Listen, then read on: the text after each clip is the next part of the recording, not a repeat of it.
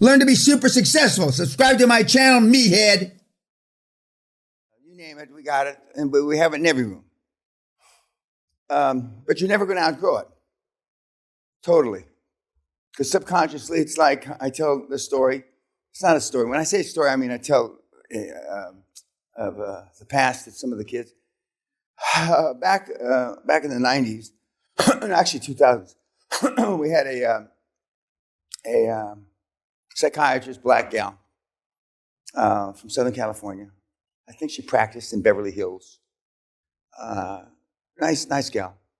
And she was from Ghana. And her mother sold her to Idi Amin. Dustin wasn't around to save her back in the day, so they sold her to Idi Amin when she was about 7, 8. I believe this is already on YouTube for those of you that say that you've heard everything I've ever said on YouTube. And he fucked her from the time she was 7 or 8 till she was 11 or 12 when her anus got too big for his dick. Idi Amin had a dick like a forearm. And he was a ruthless bastard, a terrible human being. And so he sold her back to her mother. And then the mother sold him somebody else. And then the mothers tried to sell her again on to somebody else. And she escaped. Fast forward 25 years. She came to the UK, went to school, and then ultimately went to medical school, blah, blah, blah. And we were talking about, we're a product of our socioeconomic milieu, and I used to have a different kind of slide, but it said the same thing. And there was some guy from Israel. And it said that was pontificating about you can relearn, you can reprogram, you can, And she jumped up and actually knocked the table over when she jumped up. And she said that if I live to be 1,000, I will never forget that black horse stick up my ass. I went into therapy to try to help myself forget that. And if you think that you forget, I mean, you're below a chimpanzee because a chimpanzee doesn't forget. You never forget. And of course, her life, she's had trouble with men, the whole story. Okay. I'm not demeaning any of that. You never forget. Just like I never forget the shit that rolled down my pants. Never. We're lucky today, my shit was solid.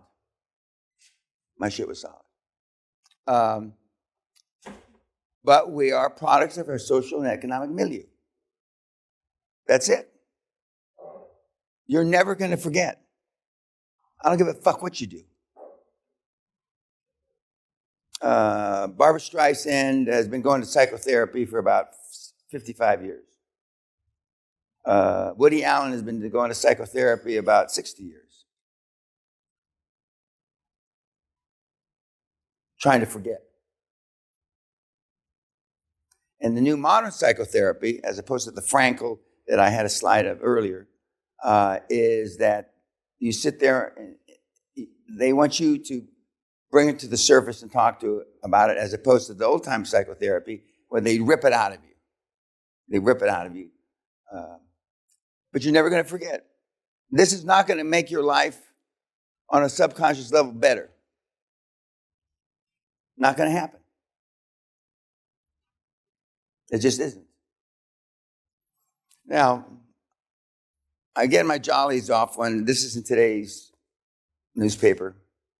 Has a picture of a rabbi, a mentee of mine. And he's the official rabbi of Neom, the futuristic city of Saudi Arabia. And who did he meet? And was introduced to Klaus Kleinfeld, the first executive of the project.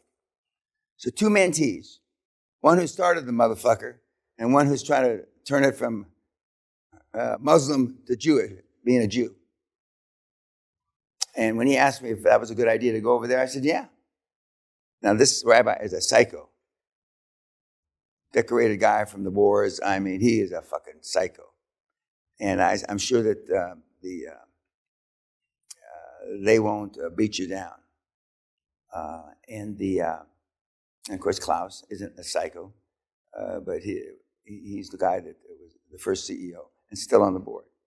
So here, newspaper, 2 guys prominently written about, both I trained. And then there's you. Then there's you. What, if anything, am I going to read about you?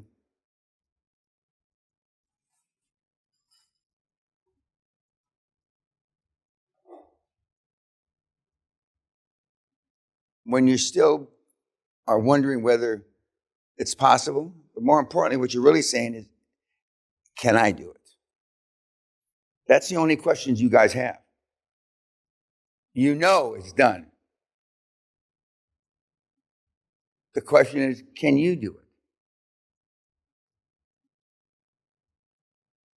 I think I told you the first day, and before Dustin got here, I used to go around and say, after the first afternoon of the first day, the real full day, yes, no, yes, no, yes, no, no, no, no, yes, whether you were going to make it or not.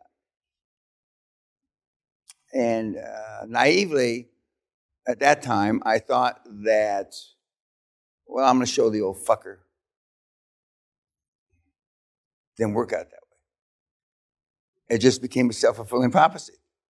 The guys I said that were going to fail, failed, and the guys I said that were going to succeed, more or less succeeded.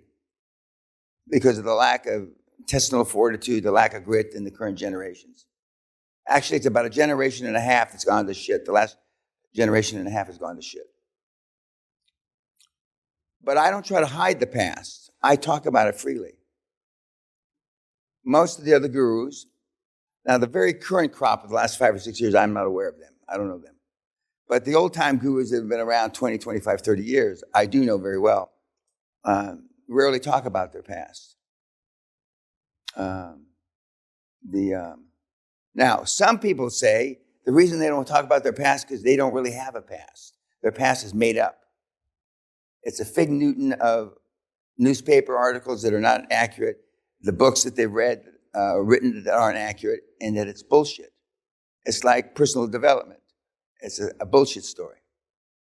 I don't know that. I certainly don't know it for the current crop because I didn't go around for almost a year and follow them around and listen to them and hire private investigators and to figure out what they were doing.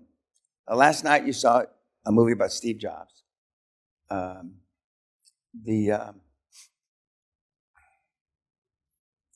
I read some of them this morning, the early ones, for those of you that submitted them early.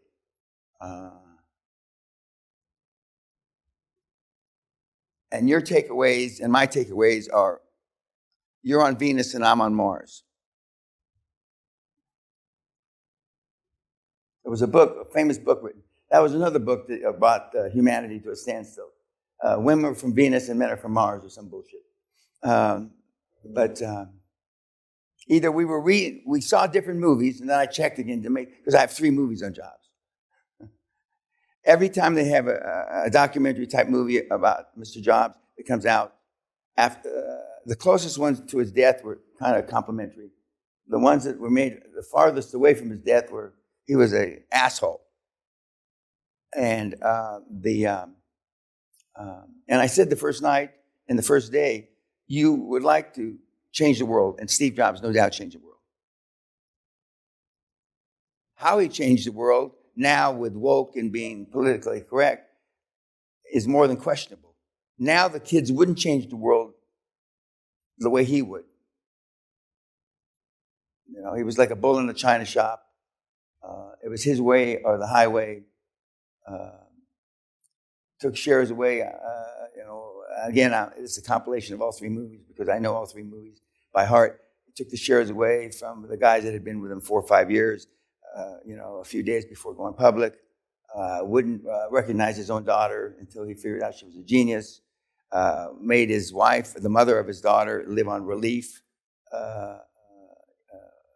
living in a garage, and on and on. But he changed the world. Apple, you know the story better than I do. The Mac, you know the story better than I do. Some of you may have not equated making sacrifices that he would.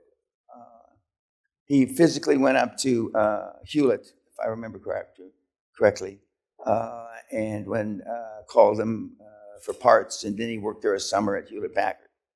I had the pleasure of knowing Ambassador Packard. Nixon made Packard the ambassador to China, I believe. And I went to his second daughter's wedding in Silicon Valley.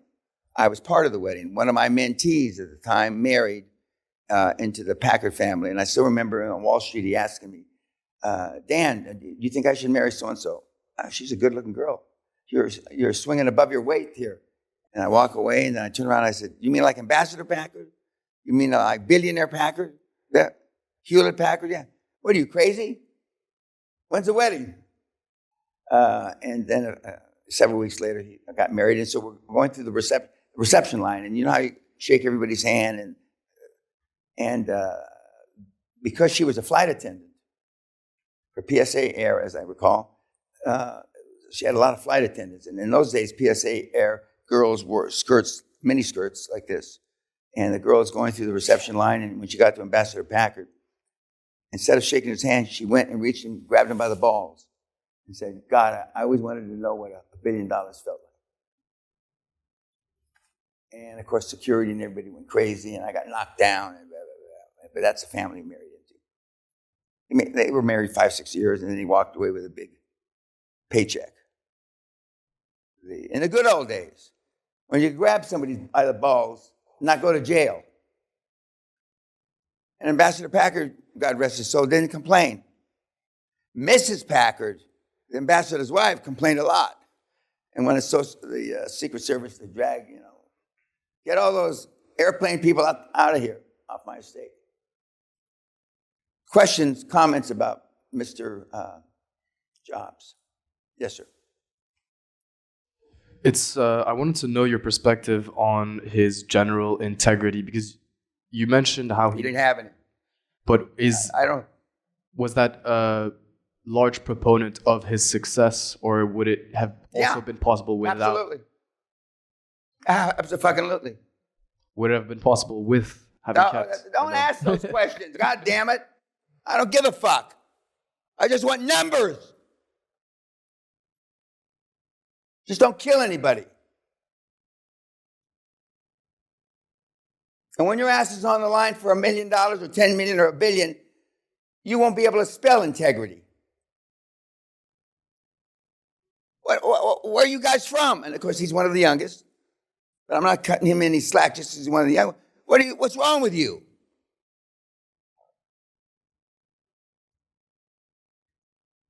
Legal, moral, and ethics. Morality and ethics float in the wind.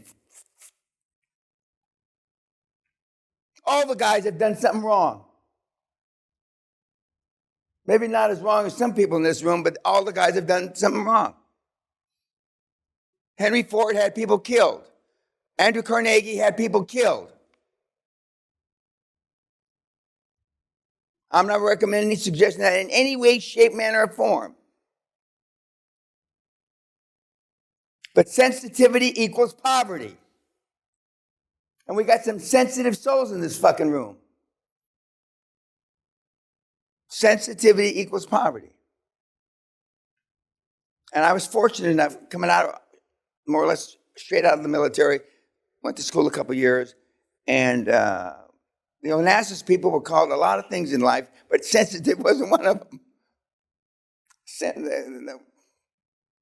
They just weren't. In my experience with the Vatican Bank, they weren't sensitive either.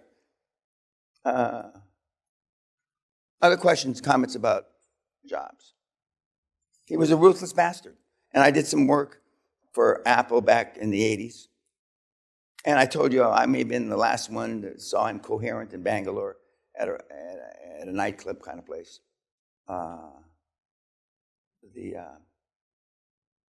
And he had enough money to save himself.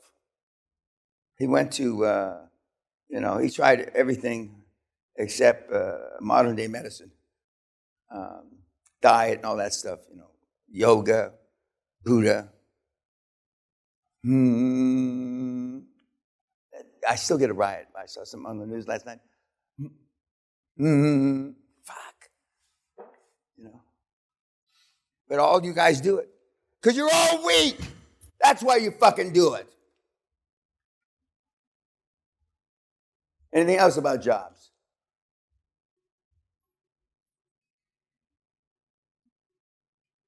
Well, you had a lot of comments on your fucking papers, didn't you? And now you can't open your fucking mouth.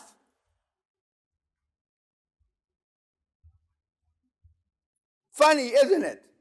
Now, I think it's fucking pathetic. Yeah. So, Mr. Peña, many years ago, when I was here the first time, you had talked about this, there is no work-life balance. And correct. It merely was a testament watching the mind of Steve, is that there was no work-life balance. And as Jack Welch eloquently said, better than I can say, there is no work-life balance, there are work-life choices. And they have motherfucking consequences, you cunts. And you don't even try to have, on the work side, imbalance because you're already too afraid of the fucking consequences.